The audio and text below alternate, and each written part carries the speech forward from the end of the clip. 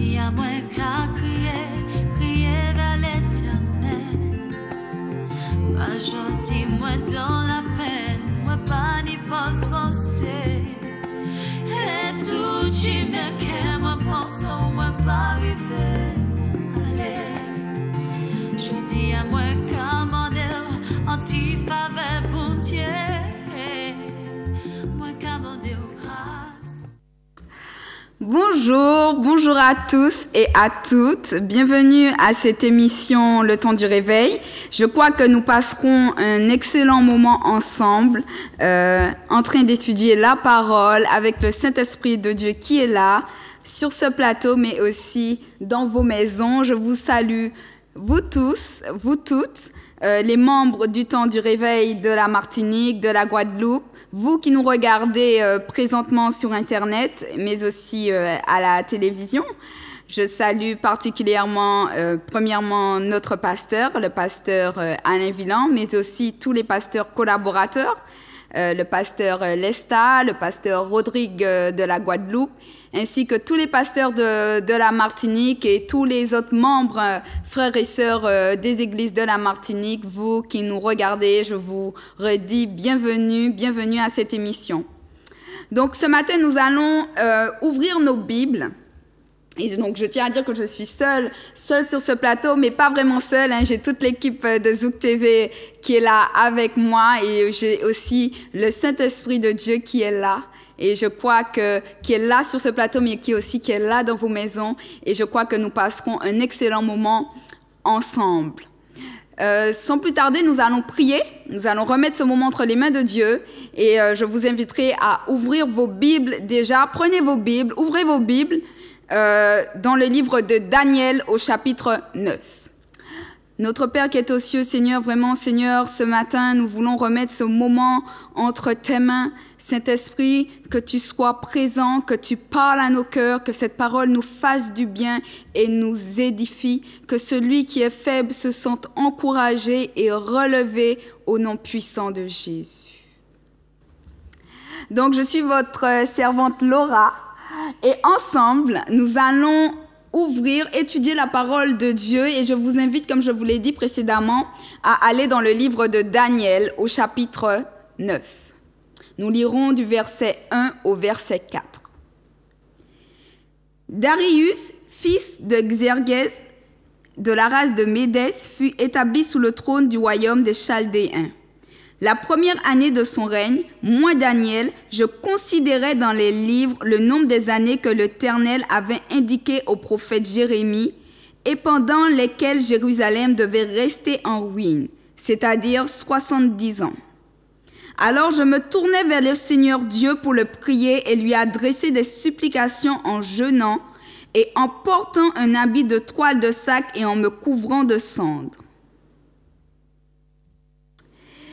Et pour ceux qui ne connaissent pas un peu l'histoire, nous avons ici cette période du serviteur Daniel qui montre un peu, où cette histoire se déroule un peu au moment où Israël était en captivité.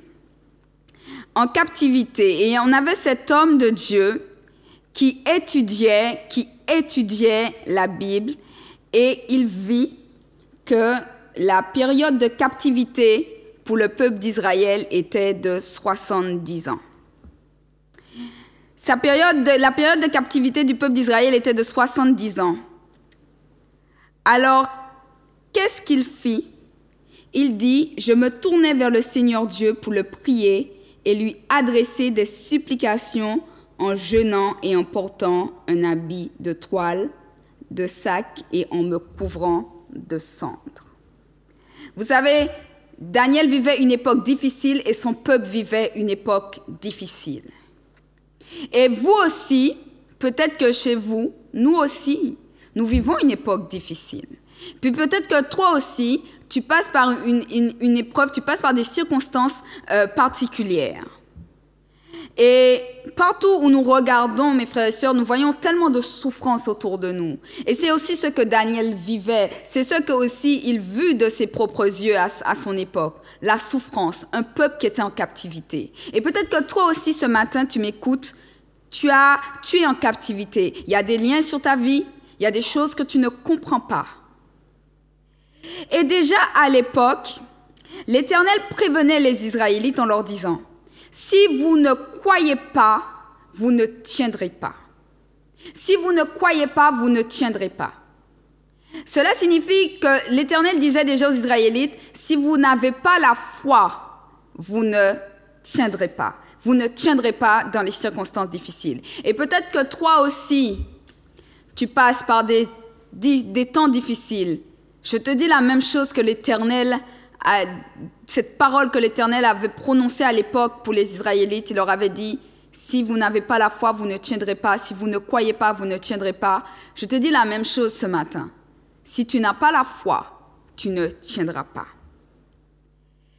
Hébreux 11, verset 1 dit et définit la foi de cette manière. Comme étant une ferme assurance des choses qu'on espère, une démonstration de celles qu'on ne voit pas. La foi signifie que nous sommes sûrs de ce que nous espérons, nous sommes convaincus de ce que nous ne voyons pas. La foi donne des réalités aux choses que l'on espère.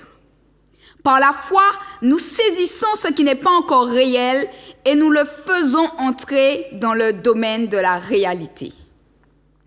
Alors la question ce matin, et ce sera le titre de cette étude que nous faisons ensemble ce matin, le titre de mon message pour vous, c'est « Avez-vous la foi ?» Et surtout, nous verrons comment faire des prières de foi. Et c'est pour cela que j'ai commencé par vous faire lire le livre de Daniel au chapitre 9. Nous avons lu à partir du verset 1 jusqu'au verset 3. Pourquoi? Parce que qu'est-ce qu'il est dit? Daniel, au verset 2, il est dit, dans ma version, il est dit, la première année de son règne, moi, Daniel, je considérais dans les livres le nombre des années que l'Éternel avait indiqué au prophète Jérémie. Et nous voyons qu'à l'issue de son étude de la parole de Dieu, qu'est-ce qu'il fit? Il est marqué au verset 3, « Je me tournai vers le Seigneur Dieu pour le prier et lui adresser des supplications. » Daniel vit dans les livres que le temps de captivité de son peuple était de 70 ans. Ce que je veux mettre en exergue, ce que je veux vous montrer ce matin, c'est que Daniel sondait les Écritures. Et peut-être que dans votre version, c'est ce qui est marqué. Daniel sonda les Écritures. Daniel étudiait la parole de Dieu. Et parce qu'il a étudié la parole de Dieu, parce qu'il était consacré, parce qu'il passait du temps dans la parole de Dieu, il dit « Ah !» Il a trouvé une clé, il a trouvé un élément. C'était marqué. Il y avait déjà une promesse qui était indiquée dans la parole et qu'il disait au bout de 70 ans, la captivité de son peuple doit prendre fin. Daniel, qu'est-ce qu'il fit alors? Il se tourna vers Dieu dans le jeûne et dans la prière. Vous qui connaissez la parole de Dieu, je suis sûre que vous qui êtes chrétiens, qui vous connaissez la parole de Dieu, vous connaissez probablement cette histoire, l'histoire du jeûne de Daniel, ce jeûne qui dura 21 jours. Je me tournai vers le Seigneur Dieu pour le prier et lui adresser des supplications en jeûnant et en portant un habit de toile de sac et en me couvrant de cendres. Daniel sonda les Écritures. Et c'est là mon premier point. La véritable foi se construit sur la parole de Dieu. Une fois que Daniel a trouvé la clé, une fois qu'il a eu cette révélation de la parole de Dieu, il se mit en action. Il mit sa foi en action. Il dit, je sais, mon peuple est captif, mais en sondant les Écritures, il trouva une clé. Cette captivité doit durer 70 ans. Il fit les calculs et il vit que voilà, nous arrivons au terme de ces 70 ans. Alors il alla se présenter devant Dieu et il s'humilia par le jeûne et il dit, Seigneur, voici ce que ta parole dit. Voici ce qui est marqué dans ta parole. On arrive à ce temps de délivrance. Je m'attends à toi. Et voilà comme ça qu'on construit une prière de la foi. La véritable prière de la foi se construit sur la parole de Dieu. C'est pas qu'est-ce qui a motivé Daniel? La promesse qu'il avait découverte dans la parole de Dieu. La promesse qu'il avait découverte dans la parole de Dieu. Il sonda les Écritures. Ce que je veux vous dire, mes frères et sœurs, c'est que la foi doit s'appuyer sur la parole de Dieu. La foi doit s'appuyer sur la promesse de Dieu. La foi ne peut pas se reposer ni sur ce que tu penses, ni sur ce que tu vois, ni sur ce que tu crois. Il faut au préalable avoir une révélation. Il faut au préalable avoir une promesse de Dieu sur laquelle t'appuyer. Et une fois que tu obtiens ta promesse, tu te lèves et tu marches, tu te lèves et tu tournes ta face vers l'Éternel. Il suffit pas de dire j'ai la promesse, il suffit pas de dire j'ai la révélation et tu ne fais rien. Non, c'est à ce moment-là que tu te mets en prière. Beaucoup de gens font l'inverse. Ils prient sans avoir de révélation. Ils prient sans connaître la volonté de Dieu. Et c'est comme ça qu'on observe des chrétiens qui sont frustrés, qui ne voient pas l'exaucement de leur prière. Pourquoi? Parce que le sujet de la prière ne se repose pas sur une promesse, sur une révélation que le Seigneur a déjà donnée au préalable. Il sonda les Écritures. Il pria alors avec foi. Il se mit aussitôt en action. J'ai la parole de Dieu, j'ai la clé, j'ai la certitude, la parole est vraie. J'ai la certitude de ce que Dieu a noté, alors je me mets en action, je m'appuie sur la parole de Dieu pour élever ma prière. Je m'appuie sur la parole de Dieu pour élever ma prière. Sa foi, la foi de Daniel, qui a fait qu'il a duré 21 jours. Il a jeûné, pour ceux qui vous pouvez lire le reste du chapitre, il a jeûné 21 jours. Vous savez qu'on jeûne un jour, on jeûne 2 jours, on jeûne 3 jours. On commence à avoir le doute qui s'installe. Est-ce que l'incrédulité s'installe? Mais ça n'a pas été le cas de Daniel. Pourquoi? Parce qu'il avait déjà reçu sa révélation au préalable. Qu'importe ce que tu veux faire, quel projet que tu veux entamer, il faut une révélation au préalable. Il faut une révélation au préalable. Il te faut saisir une promesse de Dieu au préalable. Il te faut sonder les Écritures. Il te faut connaître la volonté de Dieu. Et une fois que tu as la volonté de Dieu, alors là, tu te mets en action. Et c'est comme ça que tu construis une foi solide. La foi vient de ce que l'on entend. Et ce que l'on entend vient de la parole de Dieu. Il nous faut la foi pour affronter les adversités. Il nous faut la foi pour résister à la tentation. Il nous faut la foi pour faire preuve, pour résister face aux épreuves, surmonter les épreuves par lesquelles tu passes. Il te faut la foi, mais cette foi ne doit pas être basée sur n'importe quoi. Sinon, tu vas échouer. La foi vient de ce que l'on entend, et ce que l'on entend vient de la parole de Dieu. J'entends souvent des chrétiens dire qui prient pour avoir plus de foi. Encore une fois, c'est une prière qui est inutile. Et je vais peut-être te choquer ce matin, mais c'est vrai, c'est une prière qui est inutile. La foi vient de ce que l'on entend, et ce que l'on entend vient de la parole de Dieu. Si tu veux avoir plus de foi, il suffit tout simplement de passer plus de temps dans la parole de Dieu. Il faut passer plus de temps dans la parole de Dieu. Ce qui est vital et indispensable, c'est une révélation véritable du dessein éternel de Dieu. Tu peux pas t'en passer. Tu peux pas t'en passer. Et c'est pour cela qu'on ne peut pas laisser la Bible sous l'étagère et attendre que Dieu vienne nous révéler les choses directement selon sa volonté. La parole, elle est écrite. La parole, elle est là. Tu peux pas chercher la volonté de Dieu autre que dans sa parole. La parole, c'est la volonté de Dieu. Il faut sonder les Écritures. Et en sondant les Écritures, en lisant la Bible, le Saint-Esprit de Dieu va te guider. En sondant les Écritures, en sondant la Bible, tu vas recevoir des promesses. Tu vas recevoir une promesse générale ou tu vas recevoir une promesse spécifique et tu vas te saisir de cette parole pour pouvoir avancer, pour pouvoir faire face à l'ennemi, pour pouvoir faire face à l'adversité, pour pouvoir surmonter, renverser les barrières qui t'opposent. Je vous invite alors, mes frères et sœurs, à parcourir la Bible afin de trouver les pierres précieuses, les promesses de foi que le Seigneur a pour vous. La foi doit toujours s'appuyer sur une preuve. Croire sans preuve, c'est du fanatisme.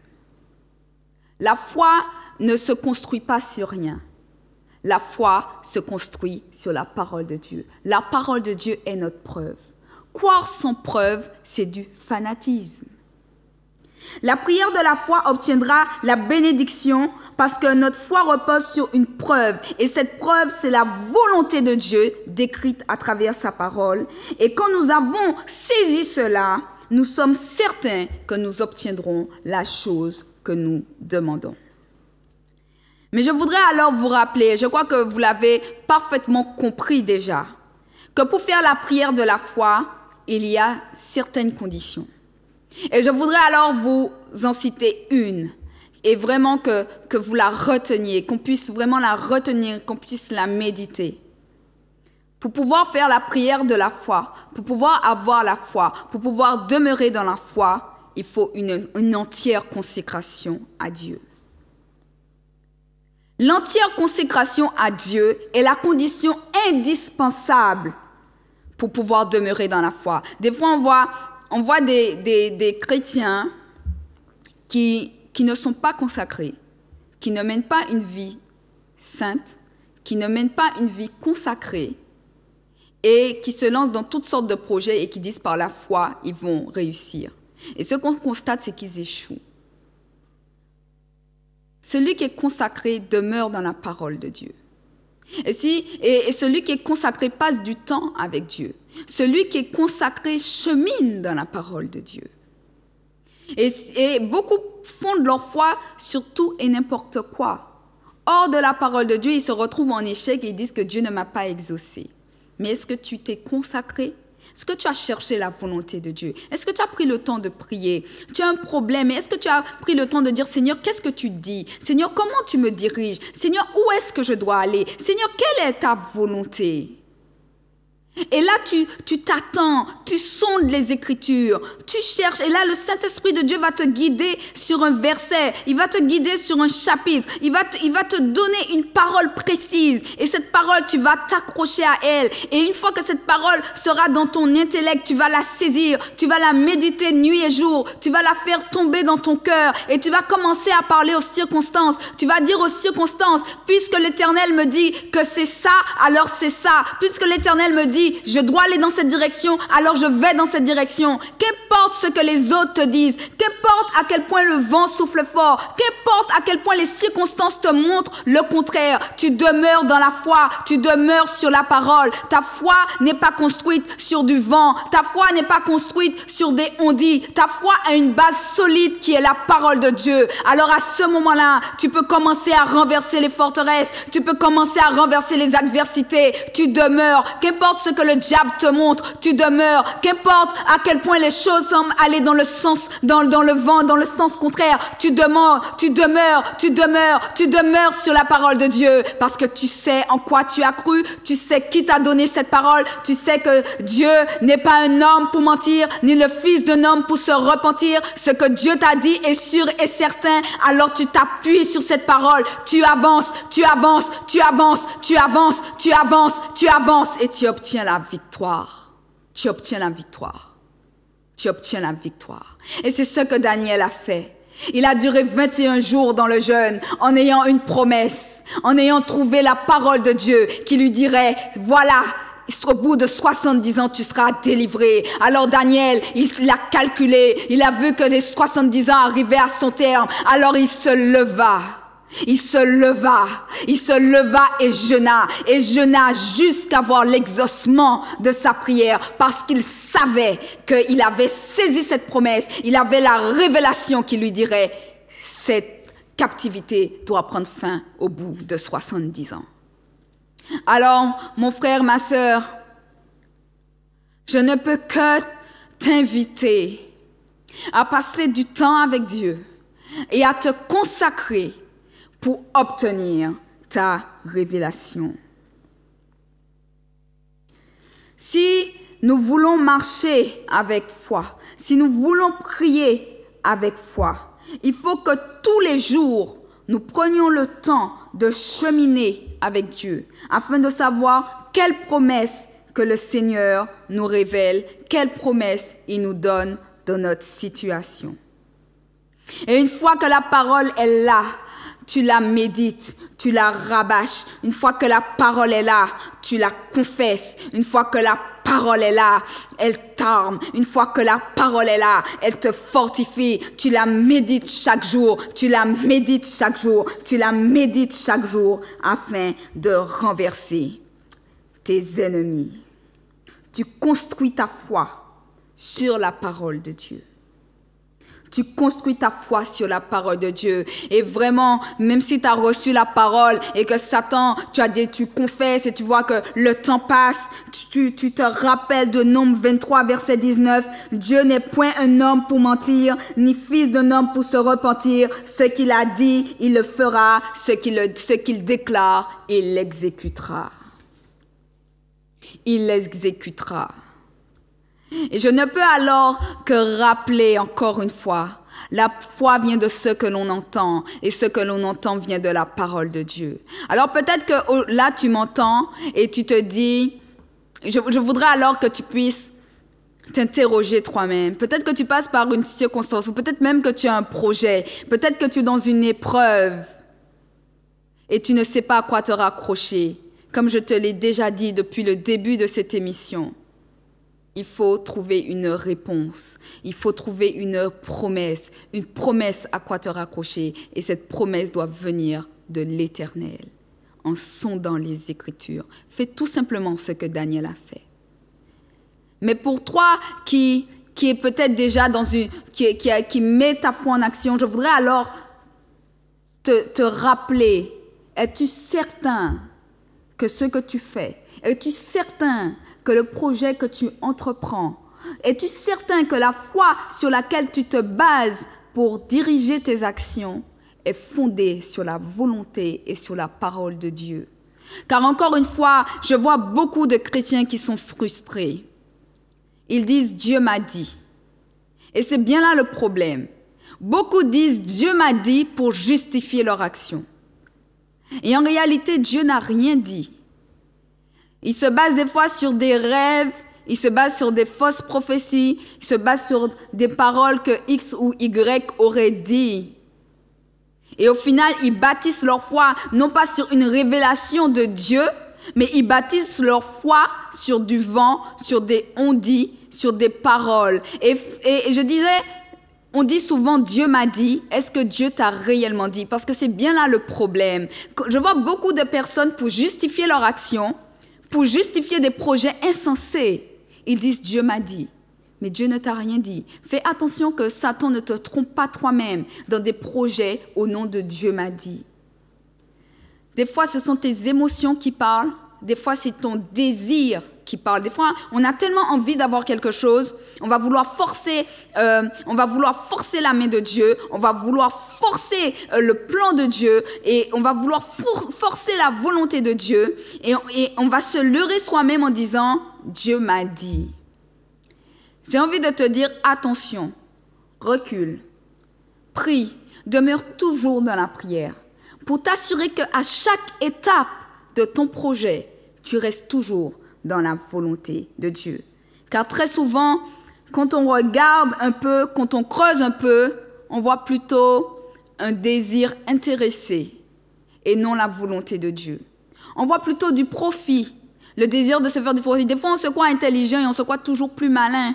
Et on se dit, Dieu a dit, mais Dieu ne t'a rien dit. Fais attention à ce que tu fais. Car au final, non seulement tu vas te retrouver avec des problèmes, non seulement tu vas te retrouver dans une grande difficulté, mais en plus de ça, ta foi sera ébranlée parce que tu es persuadé que Dieu t'a dit. Et tu vas dire, mais Seigneur, pourquoi je me retrouve dans cette situation? Tout cela parce que tu n'as pas pris réellement le temps de chercher Dieu. Dieu se laisse trouver par celui qui le cherche. Si tu prends réellement le temps de chercher Dieu et de connaître sa volonté, il n'y a aucune raison que Dieu t'induise en erreur.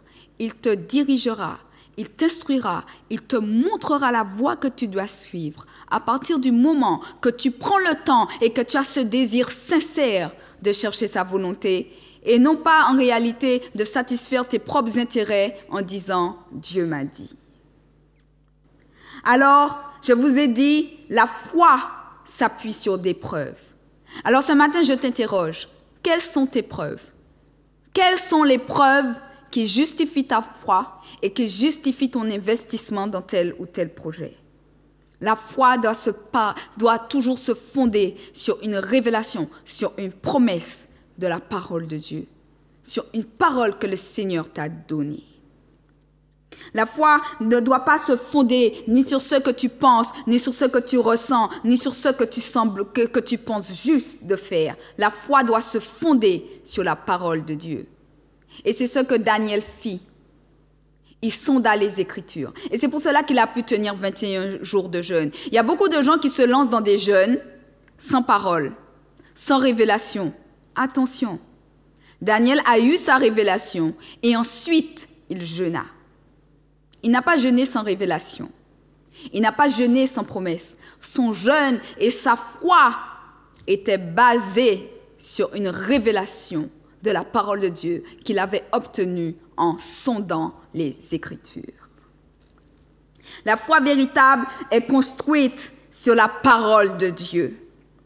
Alors ce matin, mon frère, ma sœur, prenons le temps de méditer la parole. Prenons le temps de creuser la parole. C'est le seul moyen de ne pas nous tromper. C'est le seul moyen d'avoir une foi solide. Et je disais qu'il y a certaines conditions. Et je vous ai dit que la première condition, c'est de se consacrer à la parole pour trouver la volonté de Dieu. La deuxième condition, c'est de persévérer. Il ne faut pas une fois que tu aies eu ta révélation, il ne faut pas une fois que tu aies eu ta promesse que tu te dises « j'ai prié une fois et donc c'est bon ». Non. Regardez Daniel, il jeûna 21 jours. Il persévéra 21 jours sur la promesse qu'il avait reçue. Et il pria jusqu'à voir l'exaucement de sa prière. Il pria jusqu'à avoir l'exaucement de sa prière. Et toi aussi, une fois que tu as ta révélation, prie jusqu'à voir l'exaucement de ta prière. Demeure dans ta position de foi jusqu'à avoir l'exaucement de ta prière. Concrètement, il faudra tenir ferme. Et c'est là que ta foi va se grandir. C'est là que ta foi va se construire. C'est là que ta foi va grandir. Il faudra tenir ferme sur la révélation que le Seigneur t'a donnée. Trop de mariages se font sans consulter Dieu.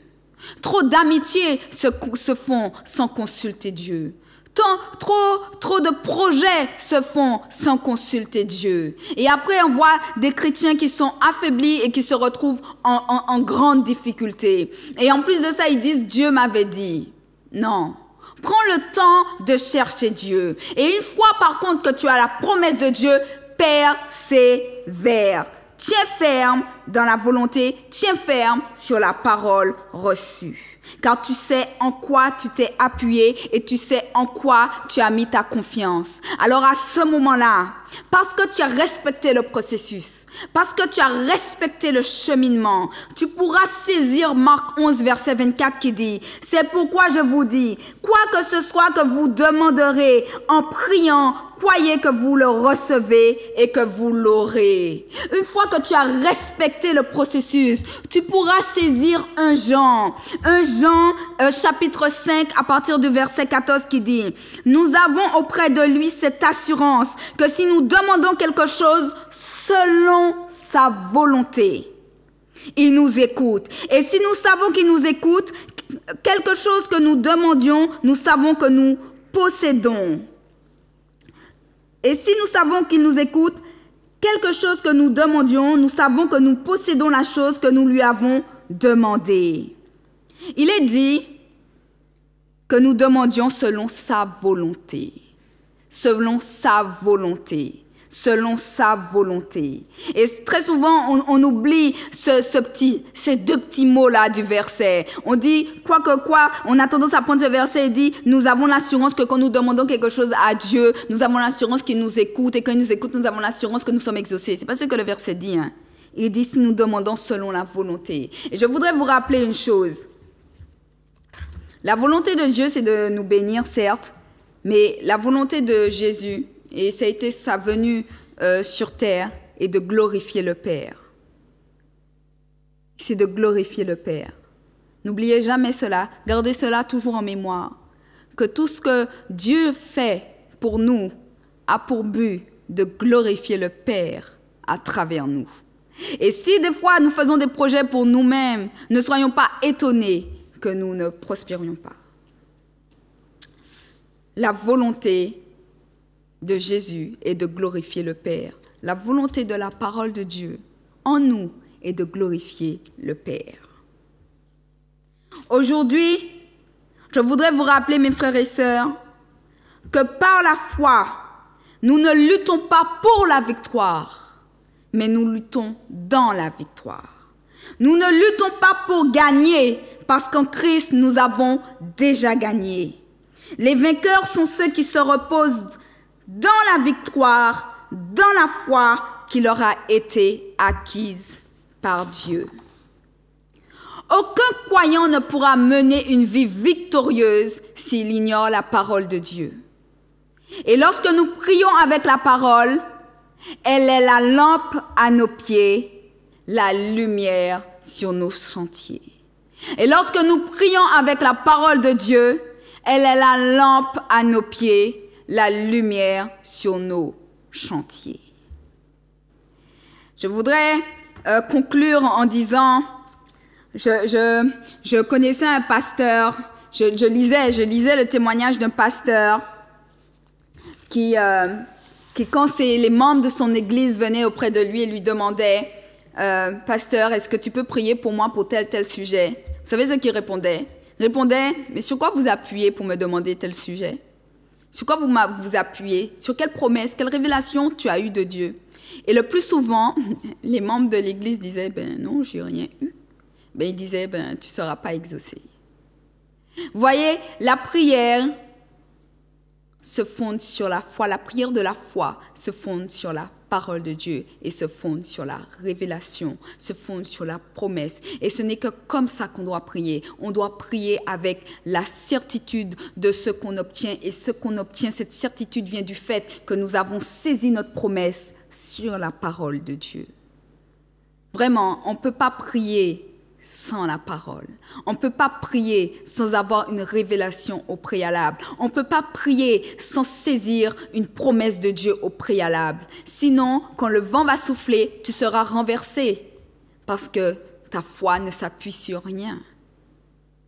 Donc, prenons conscience ce matin que quand nous prions, il y a un cheminement à faire et que ce cheminement, le processus passe par le temps, la consécration, à lire la parole et à chercher la volonté. Et une fois que tu as la volonté de Dieu, tu connais sa volonté, tu connais son dessein pour tel et tel projet, tu connais son dessein pour telle et telle circonstance, alors tu avances avec certitude. Et quand tu pries à ce moment-là, tu dis pas, Seigneur, si c'est ta volonté. Non, là, tu as déjà cherché la volonté de Dieu. Tu la connais déjà. Alors tu pries avec assurance. Tu commences à dire, le Seigneur m'a dit ça. Il m'a dit, je ne te délaisserai point. Je ne te délaisserai point. Si le Seigneur dit, je ne t'abandonnerai point. Si tu as reçu cette parole, le Seigneur te dit, je ne t'abandonnerai point. Alors je ne t'abandonnerai point. Tu t'appuies sur cette parole et tu renverses les circonstances. Si le Seigneur dit, il est la force le Seigneur, la parole de Dieu nous dit, l'Éternel est la force de notre vie. Alors tu t'appuies sur cette parole, tu t'appuies sur cette promesse. C'est vrai, tu commences à dire, Seigneur, j'ai pas de force, mais ta parole dit que tu es ma force, tu es mon appui, tu es mon soutien. Alors tu commences à méditer la parole, tu commences à l'ancrer dans ton cœur. Éternel, tu es ma force, Éternel, tu es mon soutien. Alors Seigneur, je m'appuie sur toi. Non, je ne suis pas faible. Non, cette maladie ne va pas me terrasser parce que le Seigneur renouvelle ma force en ce matin. Tu t'appuies sur la parole de Dieu et là tu commences à confesser. Et là les gens vont se regarder, les gens vont te regarder, les gens vont se dire mais elle paraît faible, les gens vont se dire mais pourquoi elle arrive à se lever? Ah, parce que tu sais ce qui te motive, tu sais que ce qui t'appuie, tu sais que ce qui te pousse ne sont pas tes forces vitales, que ce qui te pousse ne repose pas en toi-même, mais c'est une force intérieure que le Seigneur a placée. Tu t'es appuyé sur son Saint-Esprit, tu t'es appuyé sur la parole, alors tu commences à marcher, tu commences à marcher parce que le Seigneur est avec toi. Le Seigneur t'a donné une parole de victoire sur laquelle tu t'appuies pour remporter la bataille. La foi véritable est construite sur la parole. Prenons le temps de méditer la parole. Et je voudrais vous dire, mes frères et sœurs, que le Seigneur a contrôle sur tout. Quand Jésus est dans la barque, rien n'est impossible.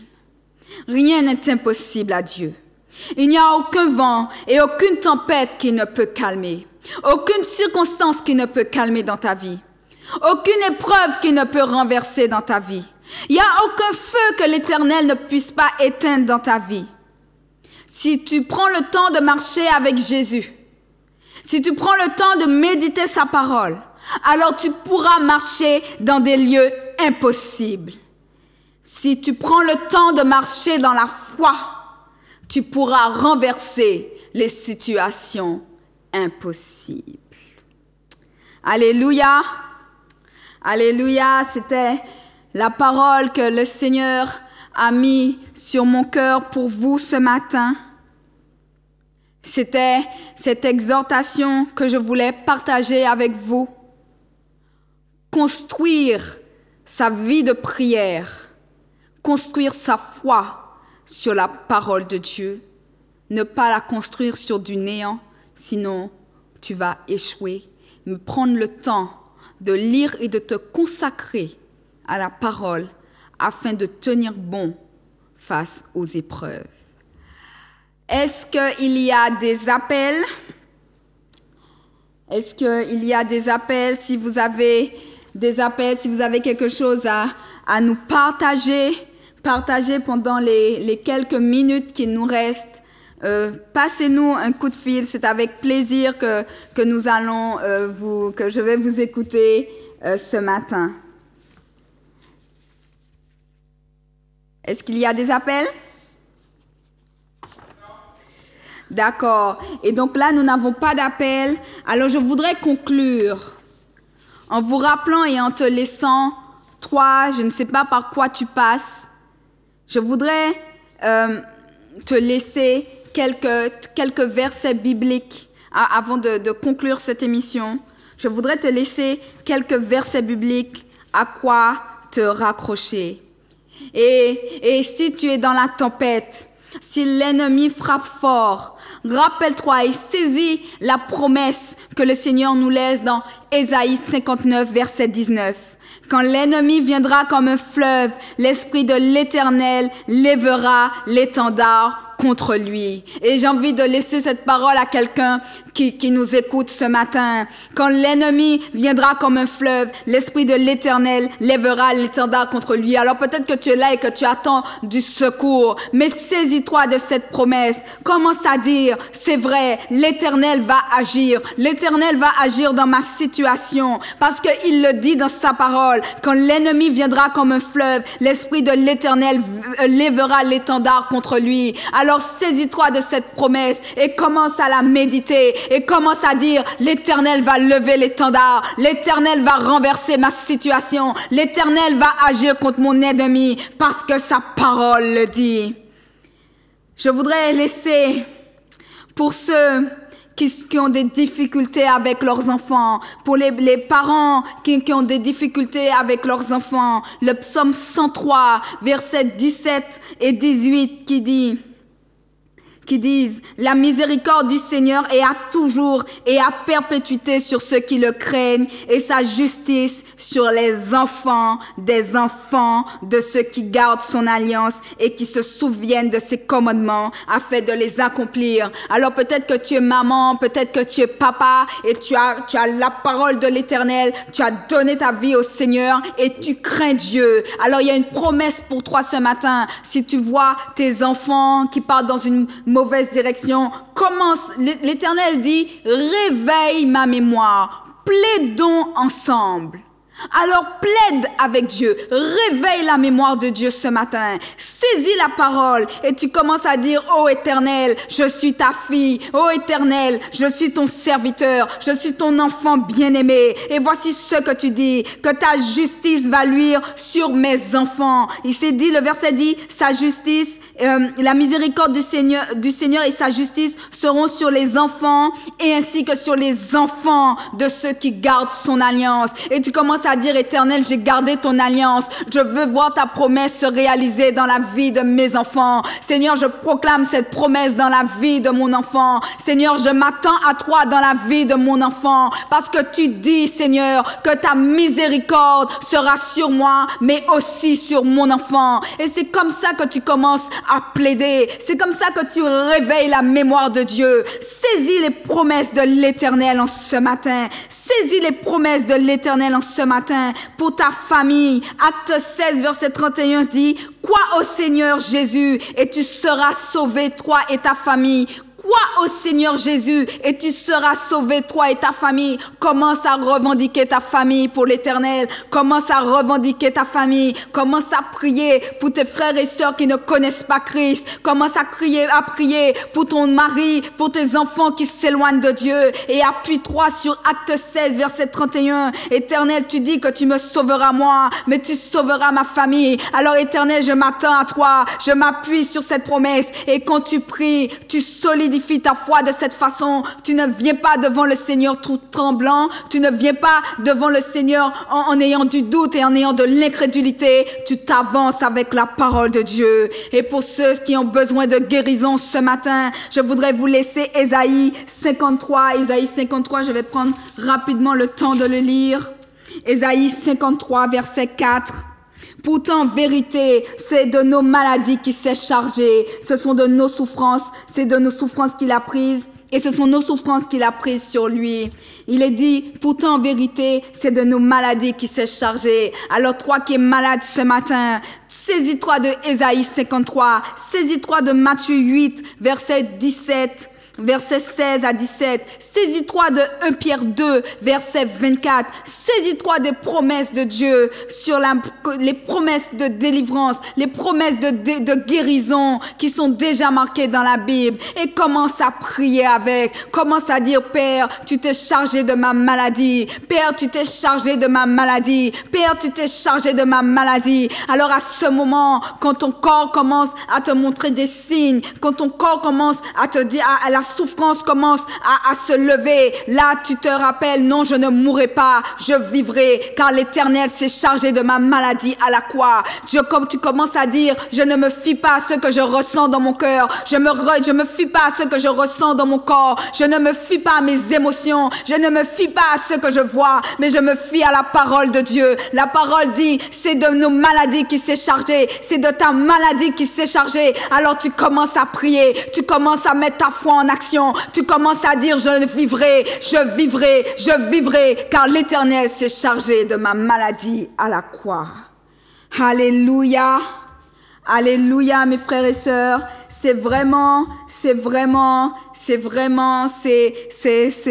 versets que je voulais vous laisser. Ce sont ces promesses, quelques clés que je voudrais vous laisser. Je crois que le Seigneur a bien plus encore pour toi si tu prends le temps de te consacrer, de lire la parole et de saisir les promesses qu'il a pour toi. Sois béni, sois encouragé. C'était le but de l'exhortation ce matin, que le Seigneur puisse vous bénir, que le Seigneur puisse vraiment vous encourager et vous fortifier à travers cette parole que j'ai partagée avec vous. Demeurez bénis. C'est avec plaisir que j'ai été avec vous ce matin et je vous dis à très bientôt. Peut-être, je vous dis à très bientôt. Passez une bonne fin de journée. Demeurez bénis et surtout, gardez le focus sur la parole de Dieu. Au revoir. Grâce, grâce éternelle. Grâce, grâce au Seigneur. Je dis à moi qu'à crier, crier vers l'éternel.